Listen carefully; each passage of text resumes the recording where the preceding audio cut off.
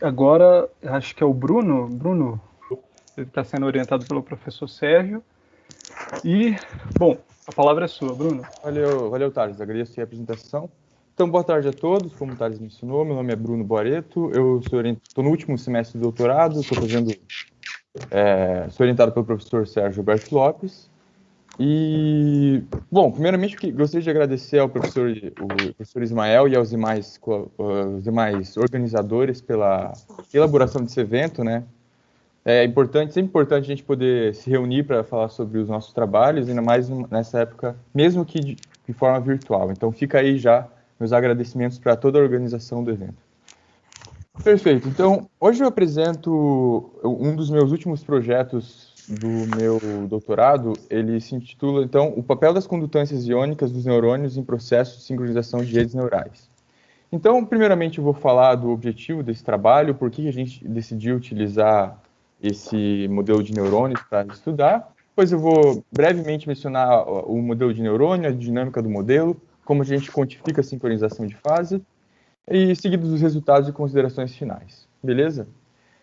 Tá, então, esse trabalho começou quando a gente encontrou um fenômeno que a gente denominado de sincronização não monotônica. Então, aqui a gente tem nessa figura ela ilustra a evolução temporal de uma rede de 1000 neurônios acoplados. Então, o tempo ele percorre no eixo X, em todos os painéis, tá? No eixo X, e o índice dos neurônios no eixo Y. Então, cada ponto nesse gráfico representa o tempo em que ocorre um disparo do neurônio.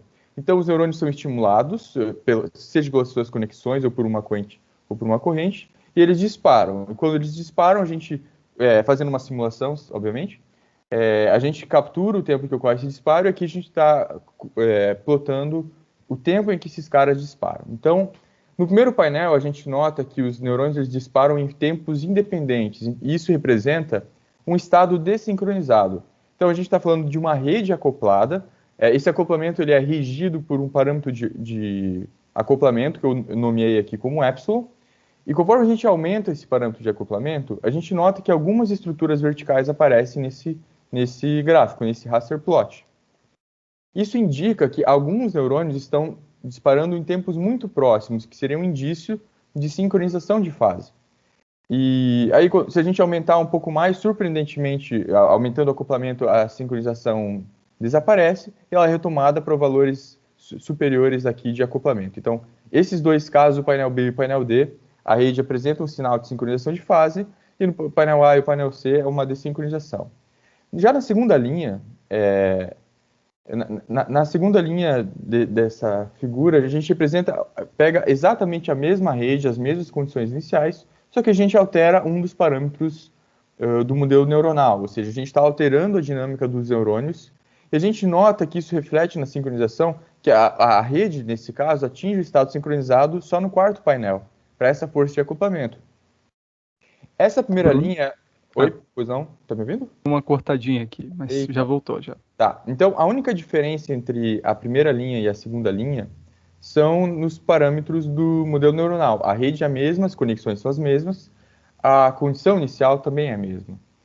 Bom, e na primeira linha, então, esse fenômeno que ocorre é o que a gente caracterizou e nomeou como sendo a sincronização não monotônica. Porque, por exemplo, do painel B para o painel C, a gente aumenta o acoplamento e a sincronização decai. Então, isso é uma sincronização não monotônica, e o objetivo desse trabalho é estudar a origem dessa sincronização e os mecanismos por trás dela. Perfeito. Então, o modelo de neurônio que a gente utiliza é o modelo de Hubbard-Brown, que seria um modelo capacitivo. Então, ele descreve a evolução do potencial da membrana de uma célula neuronal em função de 5 correntes iônicas. Então, o potencial da membrana ele é alterado pela concentração por variações na concentração de íons nos meios intra e extracelular. Quando esses íons permeiam a membrana por canais iônicos, isso gera uma alteração no potencial da membrana. E o modelo simula esse tipo de coisa. Então, as 5 correntes iônicas desse modelo representam canais iônicos, e a gente inclui também uma corrente sináptica, ou seja, uma corrente de acoplamento que simula as conexões dos neurônios. Então, essa equação para um dos neurônios, uma das equações para um dos neurônios, mas no caso a gente está falando de 1000 neurônios. E termos iônicos representam as equações individuais do modelo de neurônio, e o termo de acoplamento representa as conexões. Então, a dinâmica desse modelo ela é caracterizada por uma dinâmica de burst, que seria esse padrão aqui, uma sequência de disparos seguidos de um intervalo de tempo quiescente. E, veja, aqui a gente tem cinco bursts, no caso, e diferentes parâmetros do modelo, a gente consegue atingir diferentes formas de disparo, diferentes formas do neurônio disparar. Por exemplo, no painel A, ele está disparando de forma periódica, e no painel B, essa aperiodicidade nos disparos caracteriza um comportamento caótico. Então, esse comportamento caótico ele fica mais evidente nesse diagrama de bifurcação, em que o neurônio ele passa de uma dinâmica para uma órbita periódica, e em seguida por uma sequência de duplicações de períodos, conforme a gente varia um parâmetro. Então, aqui a gente pega as equações do modelo, ao alterar uma das condutâncias dos canais iônicos, que seria algo muito próximo de ativar ou bloquear canais iônicos, do ponto de vista fisiológico, ao alterar uma das condutâncias, o neurônio passa por uma sequência de duplicações de períodos até atingir o comportamento caótico. Então, bom, mas aqui essa era a dinâmica de um neurônio isolado. No caso, a gente quer estudar a dinâmica de uma rede. Não tem como estudar isso de forma... para estudar isso, a gente mede a sincronização de fase da rede neural. Então, a gente tem 1000 neurônios, cada neurônio apresenta a sua respectiva dinâmica, a gente acopla esses neurônios, e para estudar a sincronização de fase, a gente associa a dinâmica do potencial da membrana a uma fase. Tendo as fases de cada neurônio, a gente pode quantificar a sincronização de fase. Então, esse comportamento visto aqui, apesar de ser uma imagem ilustrativa nesse caso, a gente consegue quantificar o grau de sincronização de fase nesse caso aqui. Então, o quantificador que a gente utiliza é conhecido como parâmetro de ordem de Kuramoto, que seria essa variável R. Resumidamente, se R for próximo de 1, a gente tem uma sincronização de fase, se for próximo de 0, a gente tem desincronização. Perfeito? Então, até aqui, a gente tem um modelo de neurônio, a gente acopla 1000 neurônios, e uma alteração nos parâmetros que regem a dinâmica individual dos neurônios gera uma alteração na dinâmica desses potenciais, nos disparos dos neurônios. Veja que a nossa alteração nos parâmetros não altera a dinâmica no sentido de divergência. O sistema ele continua estável, disparando de uma forma que é verificada experimentalmente. Então, a única alteração é no tempo entre os disparos, mais precisamente. Então, e a gente sabe uma forma de quantificar a sincronização da rede. Então, agora a gente pode ir para os resultados. Então, aqui, nesse primeiro resultado, a gente compara, no painel A, a dinâmica individual de um neurônio isolado, que é exatamente o mesmo diagrama de bifurcação, eu só inverti os eixos para uma comparação. Então, é esse diagrama de bifurcação para o neurônio isolado, eu não estou falando de uma rede. Então, a gente mede o tempo entre os disparos desse neurônio. E no painel B, a gente tem o comportamento global de sincronização da rede. E a gente estuda como essa sincronização varia em função da condutância, em função do parâmetro de acoplamento. Gente, eu esqueci de perguntar, vocês conseguem enxergar o meu cursor? Sim, Bruno. Sim, perfeito. Tá dando para ver certo. Menos mal. Então, a gente estuda isso, o comportamento de sincronização da rede em função do acoplamento e da condutância. Em paralelo, eu estou evidenciando, para uma certa comparação, o comportamento individual de um neurônio isolado. Eu não estou falando de rede no painel A. E a gente nota que valores altos de acoplamento representam um estado sincronizado, porque o parâmetro de ordem está próximo de 1. No entanto, um acoplamento muito pequeno, a gente tem dois tipos de comportamento. O comportamento completamente desincronizado, e para valores menores da condutância, a gente tem máximos locais na sincronização. Seriam esses pontos vermelhos aqui. E notem que essa sincronização sempre decai para algum valor de acoplamento. E, coincidentemente, isso ocorre quando todos os neurônios da rede apresentam um comportamento individual periódico. Então, quando a gente tem um comportamento caótico, ou seja, uma alta variabilidade de disparos, não existe essa sincronização. Então, bom, a gente tem uma evidência, então a gente pode criar uma hipótese de que essa sincronização não monotônica que a gente estuda, ela ocorre devido à periodicidade dos neurônios da dinâmica individual. Então, a dinâmica individual, de certa forma, pode influenciar na transição de sincronização, mais precisamente na região de acoplamento fraco, ou seja, em valores pequenos de acoplamento.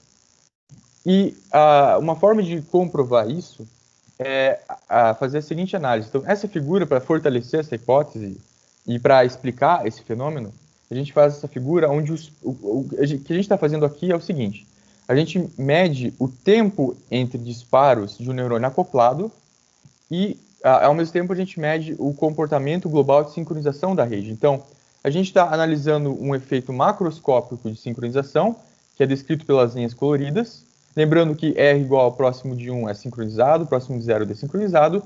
Em paralelo, a gente está pegando um neurônio da rede, estudando a dinâmica desse neurônio acoplado. Então, aqui o neurônio está acoplado. E a gente faz o estudo disso, como isso é alterado em função do acoplamento. Então, eu fiz para 2 valores de condutâncias distintos. Notem que no painel A, para o acoplamento muito próximo de 0, a gente tem um comportamento regular, que, bom, o neurônio ele individualmente apresenta esse comportamento, de fato. E pequenos valores de acoplamento levam a rede para um estado sincronizado. Já é capaz de levar a rede para um estado sincronizado. E notem que o neurônio acoplado ele apresenta uma pequena variabilidade. Existe uma variabilidade nos tempos entre disparos, esses pontos, esse borrão aqui, mas é uma variabilidade muito pequena. Então, e quando a gente aumenta o acoplamento, essa sincronização decai e essa variabilidade dos disparos aumenta. Ou seja, a corrente, para gerar esse máximo local de sincronização, a corrente ela não é nem forte o suficiente para quebrar essa periodicidade dos neurônios, mas ela é forte o suficiente para sincronizar a rede. E conforme a gente aumenta o parâmetro de acoplamento, a gente está aumentando a caoticidade. Então, chega um ponto em que a corrente sináptica induz caoticidade, quebrando essa periodicidade dos neurônios e leva para o estado desincronizado. O segundo efeito da sincronização é previsto pela teoria de osciladores caóticos, onde, nesse caso, ele sincroniza de uma forma caótica. Então, aqui a gente tem um estado sincronizado e um estado sincronizado caótico. Então, isso explica, a força da corrente sináptica explica a existência essa não monotonicidade que a gente verifica, né, nessa transição para sincronização, de fato, devido à periodicidade dos neurônios. Já no painel B, a gente tem uma condição onde os neurônios eles inicialmente são caóticos, então a rede, a corrente sináptica também induz caoticidade, que não altera tanto a dinâmica dos neurônios. E a gente tem uma curva, uma transição muito semelhante à vista em osciladores de Kuramoto. Para quem não sabe, existe teoria que calcula analiticamente qual é o ponto em que a rede passa a atingir o estado de sincronização. Então, essa seria a nossa explicação para esse efeito. A gente fez um outro estudo em paralelo, fazendo a seguinte análise. Essa parte do estudo foi feita com colaboração do professor César Manchin, da UDESC, e ele calculou o espectro de Lyapunov do neurônio isolado, varrendo um espaço de parâmetros, para confirmar se isso era particular da condutância escolhida ou se era um efeito mais genérico desse modelo de neurônio. Então, aqui a gente selecionava pontos onde o neurônio ele era periódico e pontos onde ele é caótico, e a gente estudou a sincronização da rede nesses pontos, com neurônios inicializados nesses pontos. E a gente tem um efeito muito análogo, onde se os neurônios estão num ponto em que se os neurônios são regulares quando desacoplados, a transição para atingir o estado sincronizado ela é não monotônica. E quando eles são caóticos, ela é monotônica. Então, isso foi o resultado que a gente encontrou. E a gente fez isso por um segundo espaço de parâmetros aqui, acho que eu já não tenho mais muito tempo. Nesse segundo estado de parâmetros, a gente fez a mesma coisa, variando outras condutâncias, e aqui nesse caso a gente pegou valores extremamente próximos, e o que a gente descobriu foi que, mesmo que a alteração seja feita em duas condutâncias, ou 4 condutâncias, ou qualquer outro parâmetro do modelo, se a gente, ao alterar esse conjunto de parâmetros, se a gente atravessar uma transição caótica, a gente altera a transição de sincronização de uma rede. Então é isso que a gente verificou aqui.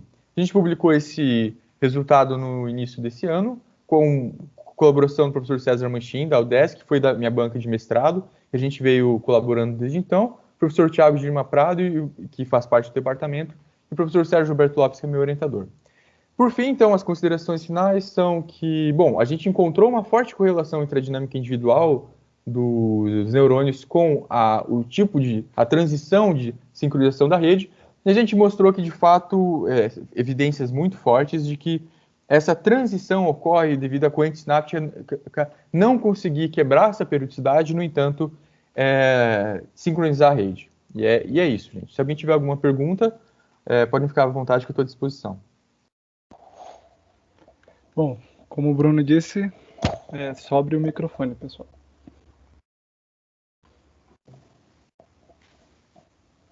Vou só abrir a câmera aqui. Bom, Bruno, eu tenho uma pergunta. Vocês chegaram a avaliar algum tipo de medição entrópica para o sistema e alguma correlação disso com sincronização ou não? Sim, na verdade, a gente utilizou uma entropia baseada em gráficos de recorrência, chamada de entropia de microestados, e com ela a gente notava uma anticorrelação. Então, estados desincronizados era uma anticorrelação. Então, a entropia menor ocorria em estados sincronizados.